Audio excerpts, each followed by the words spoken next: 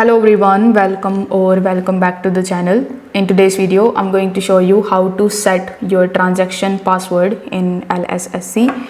In order to do it, first of all, you need to open your web browser and search for lightsha.com. Once you are on this page, simply provide your login credentials and log in into your account. Then you will be able to see the home page that should look something like this. So here you need to tap on the My tab in the bottom right hand corner of the screen. Over here you will see the fifth option of set transaction password. So this is the option that we want. So once you tap on this option, it will first of all ask you to provide the login password of yours. So it should be correct. So you need to provide your current password here.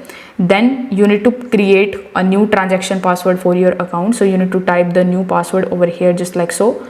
Once this step is done, simply tap on the confirm option in the bottom, and this way you will be able to easily set your transaction password in LSSC. Now for default transaction, the password for new user is this 123456. So if you are not able to find your transaction password, previous transaction password to be specific, you can type this and create a new password. If this video helped you out, consider subscribing to the channel and liking the video. Thanks for watching.